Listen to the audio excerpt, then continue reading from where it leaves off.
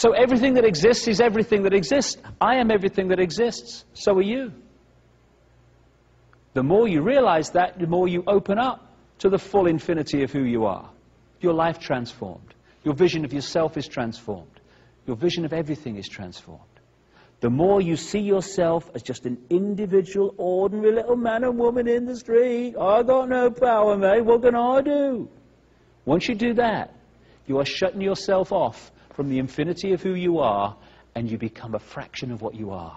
And then you are able to be controlled, but only then. Which is why this understanding has been so suppressed. That's where most people live their lives. In a sense of, I can't, mate, I could never, mate, all the best things in life happen to someone else, mate. Oh, what can I do? And when we're there, piece of cake, manipulator in one hand while having a cup of tea in another. When we're here, we're a manipulator's nightmare, breaking the eggshell, breaking the sense of limitation, breaking the sense of fear, the fear of what other people think of us.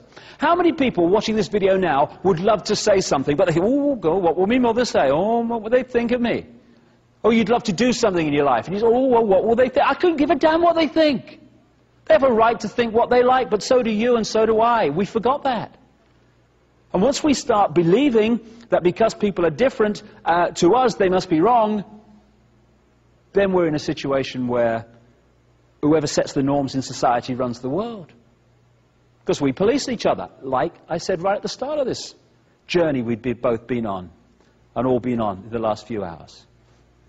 Cracking the eggshell, stepping out of the fear of what other people think of us, being who we are, speaking our truth, living our uniqueness. That is the revolution. It's not guns and bombs and meeting violence with violence and meeting anger with anger. What's the point? You get twice the anger, twice the violence. My goodness me, we've moved on, haven't we? The way out of this is the ultimate revolution. It's to be who we are and not what someone else tells us we should be. It's interesting. If you stood in front of a mirror, or not even in front of a mirror, anywhere, and you got a baseball bat, and you started smacking yourself around the head with it, people would call the guys in white coats, wouldn't they? Crikey, get him away. And yet that's what we're doing all the time. When we express that violence to another human being, or to an animal, or to anything, we're actually expressing it to ourselves, because that is us. We are all each other, because we are all this infinite mind. And because we've lost sight of the fact that we are everything, and what we are inside is what we externally create, we go round, because of the manipulation, we're like walking, talking movie projectors. Let me put it this way. Our inner self, our state of being, our attitudes are resonating us to a certain vibrational frequency. You change your attitudes, the frequency changes. Hate has a certain frequency, and when we feel hate, we resonate the energy around us, that is us, to the hate frequency. We feel love, we resonate it to a different frequency. This energy that we put out with this vibrational code within it, created by our thoughts and attitudes, then draws towards it a reflection of itself. Other energy fields, people, places, ways of life, experiences that sync with what we're putting out. Therefore, what we are in here, we externally create. And I came across this symbol here. There's some esoteric symbols and that involved in there, but ignore all them. I'm just looking at the basic concept, which is of a reflection. There was a guy, a writer called Longfellow, I think it was Longfellow who wrote this, anyway, some tall chap. And he wrote a story about how someone drowned thrashing in the water, fighting with their own reflection. And again, if you saw someone next to the river doing that, you'd call the white coats. They'd be on call all day, wouldn't they? But that's what we do, all of us, all the time. We seek to change what we've created by thrashing at the reflection instead of looking at what's creating it. So when things are happening in our lives we don't like, and we're drawing people into our lives we don't like, and we're drawing experiences we don't like, instead of saying, why am I drawing these in? What is it about me that's creating this? What is it I'm putting out that's drawing this reflection in that I don't like? This pain in the arse is giving me a hard time. Instead of taking that power back and responsibility for what we create in our lives, we look out there for it. Boom, boom, boom. And we're encouraged to. And so we're in a situation where we're looking at the reflection, trying to change what's going on, when we need to change what is being reflected.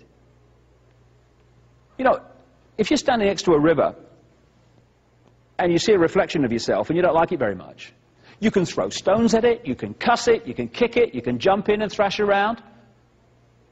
All that external thing, which we do in our lives all the time. You're responsible, it's your fault, I'm in this position, out there, out there, out there, externalizing responsibility. But once all that thrashing around is finished in the river, and once you've thrown all those stones in, everything settles down again, and exactly the same reflection is being reflected as was before, because the reflection is merely, literally, a mirror of what is being reflected. We change inside, we change out here. This is the thing that we've been pressured, encouraged not to understand. Evolution's very, very simple. Very simple. Goes in this sequence. Experience, learn from the experience, evolve as a result of the experience.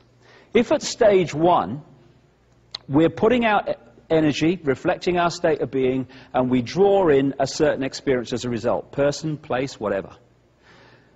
If at the point where we don't like the experience, we are blaming everyone else out here. It's your fault, it was Ethel in 1963, it was me mother, it's me colour, it's me sexuality. What is pulling that experience in is not changing, because we're blaming everyone else for it. So what happens is, because what's going out hasn't changed, what comes back doesn't change, and we hit these cycles in our lives, and we've all had them, and all still have them, where the same things keep getting repeated. We pull in the same type of person to have a relationship with. We pull in the same situation in work. Nothing ever works in our lives. And yet, when you look at that, what that is evolutionary, just running on the spot. We're not moving because we're not changing what's creating what we don't like. So it goes on and on and on.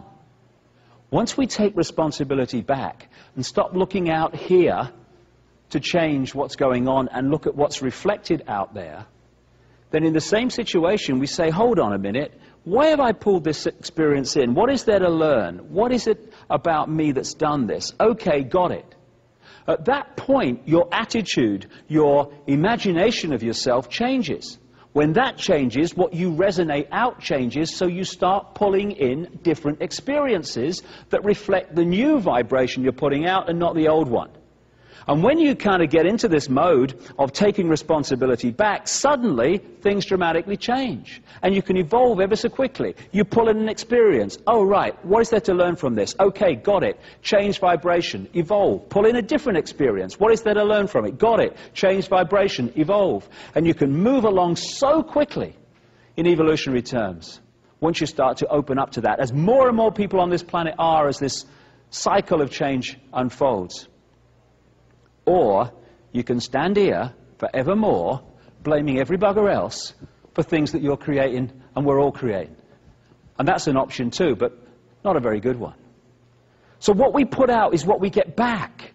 We are in control of our lives. No one else. We've just kidded that we're not. For instance, I hear people, you must have heard this, where people go, nothing ever happens in my life. It's so boring. It's so boring, my life.